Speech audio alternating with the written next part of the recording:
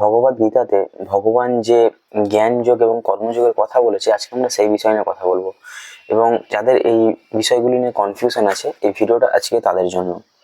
তো অনেকেই জ্ঞান যোগ সম্পর্কে আমরা ভাবি যে জ্ঞানের মাধ্যমে আমরা সত্য পর্যন্ত পৌঁছাতে পারি। সত্য অর্থাৎ যা চিরন্তন, অর্থাৎ যেটাকে লোক মোক্ষ প্রাপ্তিও বলে থাকে অনেকে।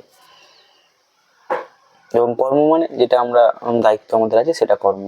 তাহলে যে জ্ঞান অর্জন করেছে তার জন্য কি কোনো কর্ম থাকে না, বা সে কি কর্ম করবে না?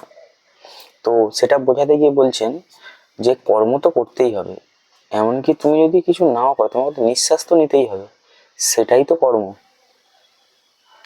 তো কর্ম ছাড়া আমরা বাঁচতেই পারি না, কারণ কর্ম এবং জ্ঞান দুটো সিমিলার, মানে একটা রাস্তাতে দুটোই লাগবে চলতে গেলে, তাই না? যেমন চলতে গেলে, আমরা কোথাও যেতে গেলে সেখানে যদি যাওয়ার জন্য কোনো রাস্তাই না বানানো থাকে, তো আমাদের কি হবে? প্রচুর মুশকিল হবে, যেমন পাহাড় পর্বতে যেতে গেলে। কিন্তু যদি রাস্তা থাকে এবং সাথে আমাদের শরীরটাও ঠিক থাকে বা আমাদের গাড়ি থাকে, তাহলে আমরা সহজেই পৌঁছাতে পারি। তো সেই রকমই জ্ঞান এবং কর্ম দুটো যদি আমাদের একসাথে থাকে, দুটো যদি কম্বিনেশন নিয়ে আমরা যদি চলতে পারি, তাহলে কিন্তু আমাদের অনেক বেটার হবে। এবং দুটো বোঝার জন্য আমাদেরকে প্রথম যেটা প্রয়োজন সেটা হচ্ছে একটা এক্সপিরিয়েন্সের প্রয়োজন। যেই এক্সপিরিয়েন্সটা ছাড়া আমরা কোনো কিছু পড়লে না বুঝতে পারবো না কিছু করতে পারবো। তো ফার্স্ট যেটা ইম্পর্টেন্ট থিংস যেটা আমাদেরকে প্রয়োজন, সেটা হচ্ছে আমাদের এক্সপিরিয়েন্স। এবং এক্সপিরিয়েন্স আসে হচ্ছে গিয়ে ট্রাস্ট থেকে। প্রথমে বিশ্বাস রাখতে হবে, এবং সেটা এবং অনেক দিনের জন্য না, সেটা একদম যেটা তোমার যে যার কাছে যাবে তিনি যেমন যেমন বলবে তেমন তেমন করতে হবে। কিছুক্ষণ করার মাধ্যমে বা কয়েকদিন করার মাধ্যমে তুমি সেটা অনুভব করতে পারবে।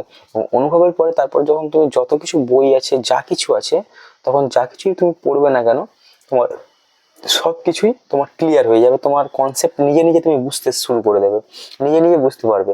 এবং এটাই হচ্ছে জ্ঞান মার্গের সুবিধা।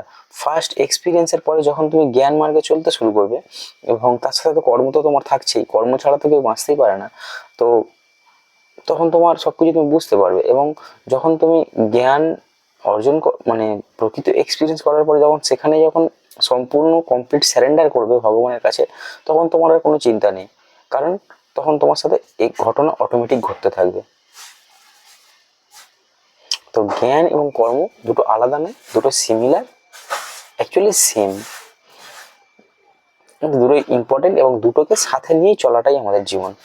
তো এটা বুঝতে হবে। এবং ফার্স্ট যে এক্সপিরিয়েন্সটা প্রয়োজন, তুমি যদি তার জন্য কোনো বিভিন্ন রকমের কোর্সেস আছে, বিভিন্ন কিছু আছে, বাট কিছুই প্রয়োজন নেই।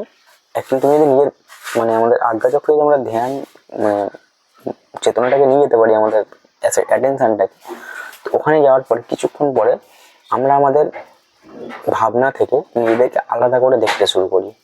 আজ্ঞাচক্রের ওপরে যখন আমরা কনসেন্ট্রেট করতে থাকি, তখন আমরা নিজের থেকে নিজের ভাবনাকে আলাদা করে দেখতে পারি। এটাই হচ্ছে সুবিধা। এবং সেখানে দেখতে দেখতে একটা সময় আসবে যেখানে কমপ্লিট সাইলেন্স, বা সাইলেন্স না, কিছু একটা অনুভূতি হবে, যেখানে যেটাকে অনেকে ইনফিনিটি, সাউন্ড অফ ইনফিনিটি বলে, কেউ সাউন্ড অফ সাইলেন্স বলে। There is a lot of name, বিভিন্ন নাম আছে, কিন্তু এক্সপিরিয়েন্সটা সেম। তো সেটা আমরা বুঝতে পারবো।